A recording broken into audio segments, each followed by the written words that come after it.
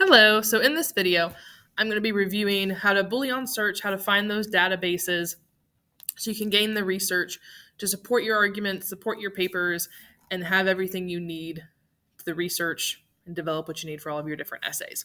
So first off, I want you to follow along if you can and go to the Marian Tech library page. So here's where you're going to start everything. I highly suggest just bookmarking it so you can go straight to it and not have to go through the rigmarole of going to the main website. And you can find everything here. And there is additional resources in the module to walk you through Boolean searching, how to log on, your logon info for all these different databases. This is the way that I get to them. The resources might show you a couple other ways. Those ways work too. But this is how I do it when I'm finding information. So once you're here, I want you to click on Ohio link, and it's going to give you this main Ohio link page. From there, click on Research Databases. Okay, and then from there, you're going to click on the research databases provided by Ohio Link. And then it's going to give you this massive list of databases. So when you're researching, you've chosen your topic, you have a focus question or a hypothesis that you know you want to focus on for the entire paper. Once you have that, then you have a main subject of it. This is really overwhelming. There are hundreds and hundreds of databases. There's no way you're going to go through and scroll and find all of them. That's too much. So what I want you to do is browse by subject. And when you browse by subject, you can then find particular databases that are going to deal with your paper. So let's pretend I'm going to write a paper and I want to make my focus question on the best way to solve the mental health crisis in public high schools. Okay, so I know it's going to be about psychology, mental health, and education. All of those different topics are going to be dealing with mine.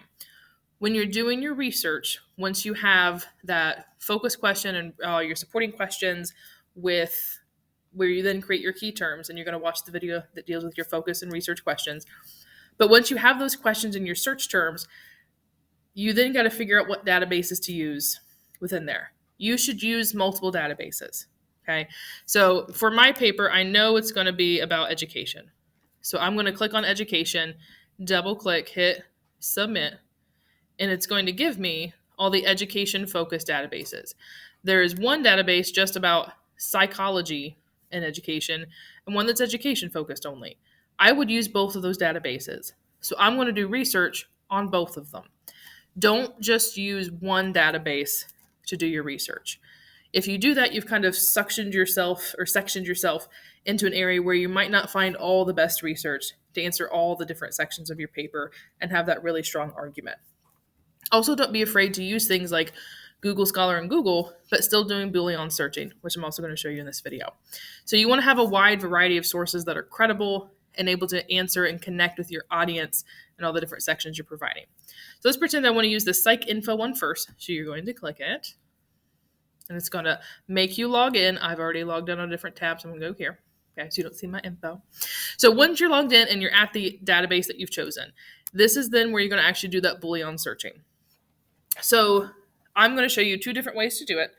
And not every database is going to look the same, but you can still Boolean search. So this database has an advanced search option, which I will show you in a second. Not everyone has it. So I'm going to show you the more difficult way to set them up. So you're going to type your keywords in here. Don't you ever just type your question in here. If I type how to solve mental health crisis in education, it's going to search for every article with the word how, with the word in, with all of those words. And I don't want them because every article with the word how is almost every single article. Okay. And doing all those words at once is going to flood you with too much and not give you the best research for you. So that's where we Boolean search. So you're using your main keywords. Okay. One of my main keywords I know is going to be mental health, if I can type. One part of Boolean searching, one of the keys I'm going to use for that is the word or. Okay. And it's very nice. This database has pulled those ors for me. Okay. Mental health and it already typed it for me. So pretend I haven't hit enter yet. Mental health or mental illness or mental disorder or psychiatric illness, all those different options. Always remember that when somebody's writing an article, they're not going to use the same exact words as you. I thought of mental health as my first thing. I wouldn't have thought to use mental disorder. It's not a verbiage I would have used frequently, but somebody might have used it in their own paper. So you're going to have all those ors in between words that you want to have options in your paper. Okay. So if I wanted to also include mental health or therapy, so maybe I want to both look at articles on just what's the mental health crisis in education and also how does therapy help. If I want options, you're going to use your. The other one you're going to use is and. Okay, so now I'm going to type and. When you type and between phrases, it means that the articles you're looking for have to have both of those sections of words. So when I'm typing all these ors, it might say mental disorder or it might say psychiatric illness. But if I'm going to include and now, and it has to have education. There is no option. They have to be, if I could type it and spell it right, has to have both within there. Okay. So and has to have both in the articles that come up, or means you're opening up and giving more sources potential. Another one you can include is the asterisk symbol. So when you hit shift and 8, so I have education there, but other variations of that word are educate, educated, educational. I want all variations of that word in my search. So I'm going to backspace and put educat asterisk. Now it's going to be able to search for educate, education, educational, all of those different variations of the word. So I get all the potential articles that come with it. The final Boolean phrase, or not the final, the next to final. One of the next to final Boolean phrases is the word not. So usually, once you've done your first round of typing into the search bar, you have 110,000 sources, and you realize you have all these different sources from Switzerland. And you're like, it has nothing to do with my paper. I want to focus on Ohio. Switzerland's not my focus. So I'm going to type not Switzerland. And it'll make sure that none of the articles that pop up have Switzerland. I want you to think of this like math for a second. The not is like a negative. If I put any of my nots at the beginning of this phrase, it's going to mess up the whole thing. So your ors have to be next to each other when you want the option. Your ands have to be next to each other when you want both of those together. Your negatives have to be at the end, or you negate everything else and you've messed it up. So save the nots for the end when you're doing it. Another thing I like to do when I'm researching is if I realize I hit search and this gives me some amazing sources, and I want to make sure I come back to this later on and go through those sources because I have to pause, maybe I'm switching classes or I have to go to work. Copy and paste your search terms that you've done here so you can go back to them and use them later. Okay. So I look and I typed all that in and I have 109,000 sources. That's still way too many. Most of you are not going to go past the second page of sources. Okay, you're going to look at the first 20 and go, good enough. It happens. That's how we do sometimes. But I want to make sure on that first page, you're getting the best possible sources that you can use. So the first thing I want to make sure is clicked is full text. And luckily for me, it's already clicked. The full text option, what that ensures is that I click on a source and I can actually read it. If I were to unclick this, it's going to show me a source that they might not have access to. And therefore now, sucks to suck, it might have seen it and you think it looks wonderful, but you can't use it. So make sure the full text is clicked. I'm also going to change the date. 1934 is way too long ago for sources for me to use. I'm talking about mental health today for students. COVID has impacted mental health. Technology has impacted mental health. Current educational standards have impacted mental health. The educational standards of 1934 have nothing to do with that right now and what I would try to argue. So I need to change the date, and I'm going to change it to at least no more than 10 years. Now, if I'm looking at background, I might use some older sources. But if I want to actually support my argument, it needs to be as credible as possible. And 10 years is probably even too old for the topic I'm looking at because 10 years ago in education, everything was totally different. So I might change it even more. 49,000 sources. Oh, that's still too many. Let's do the last 2140. Yeah, we're in the future. 2117. We'll do that one. Last 5 years within there. 22,000, still a bit more doable, but still a whole lot that you're probably not going to go through. So the next thing I would tell you to do is look at the subject. A lot of these, it's going to show you more. You may realize it has longitudinal method. Okay, maybe I don't want that at all. Research funding. No, I don't want it to talk about funding at all. Data analysis software. No, I don't want to look at anything about software tracking within there.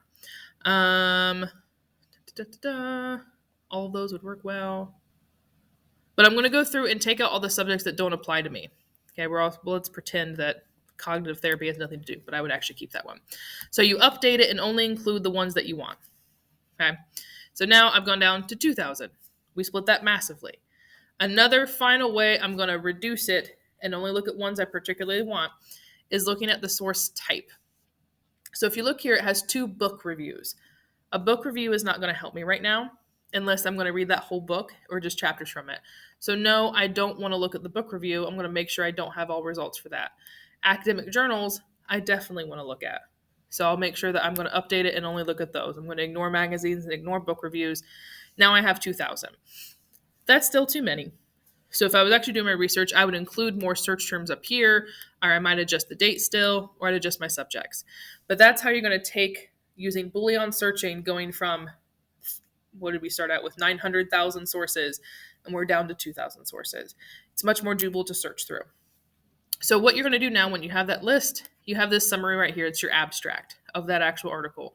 Go through, read the title, look at the abstract, see if it applies to you.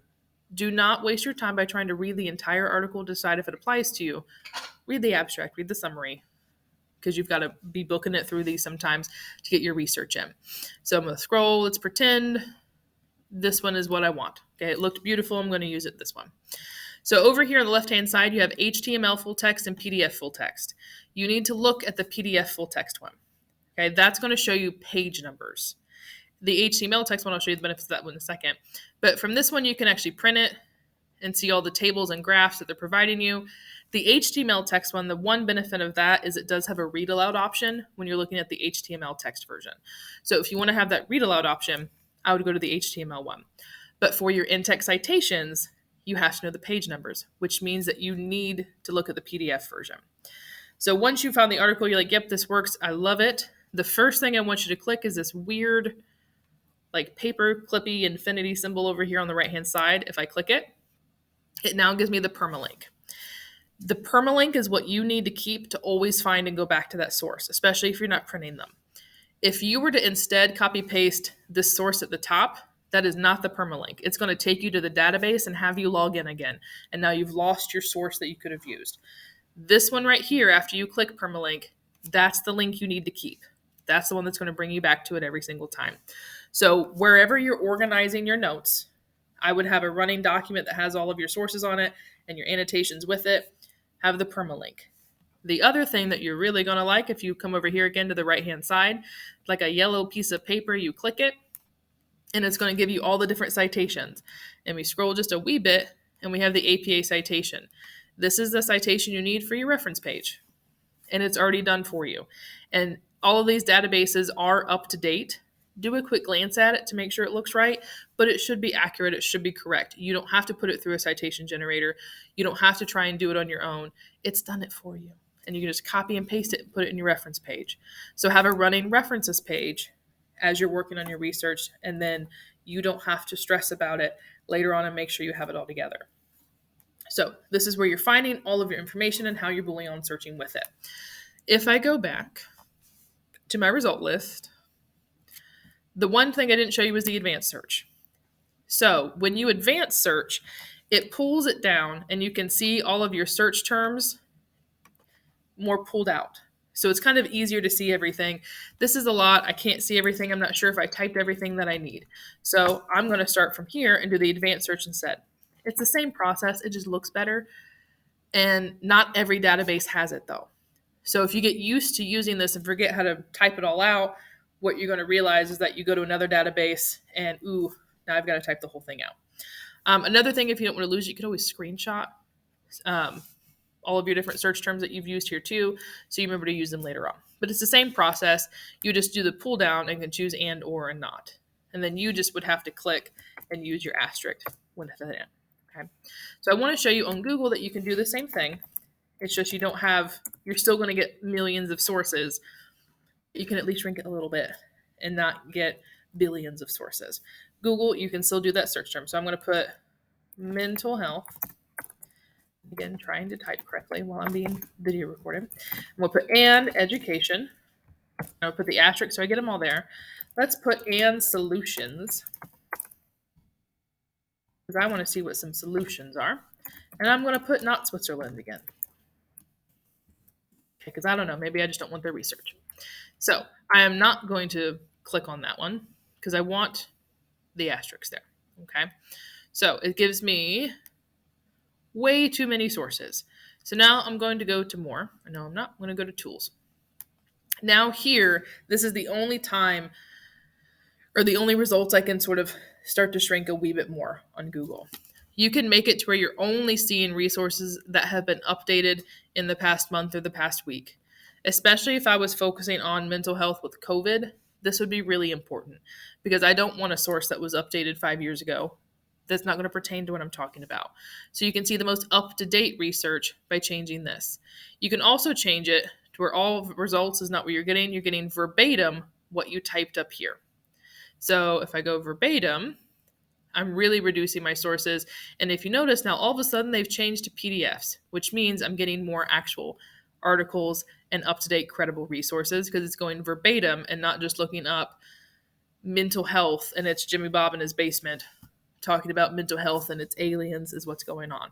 So verbatim is going to help you go through here too. So that's how you Boolean search on Google. But before you go to Google and look at websites, I want you to check out Google Scholar first. Because Google Scholar is another database, but it's Google focused. It's going to search the entire internet and not just what's been published through OhioLink or EBSCOhost or one of the other databases. And on Google Scholar, the other benefit is you can look up court cases. You still are going to do your Boolean searching and everything else, but let's pretend you are doing your research paper on trains and the problem of trains stopping on tracks and that it's dangerous, especially when it comes to first responder vehicles trying to get people to safety or to hospitals. And that's what you focused on. There are a lot of court cases that Ohio has gone through with that, and those court cases would be really important for your paper. So I'm going to type in trains and stopping on tracks. And I'm going to, well, they already have the Ohio part, so I'm just going to click Ohio. Okay. Now we're going to search. And there are 344 different court cases dealing with trains and stopping. Okay, and I would add way more search terms to that to get a bit more specific, but now I can see all those court cases and potentially include the most up-to-date ones. So we'll do 2018. Now we got 56 results. So really the most up-to-date court cases dealing with that. Court cases could be a fantastic piece of research, especially a primary source that's going to go into your research. And then you do the same thing and you can look up actual articles too. You don't have to just look up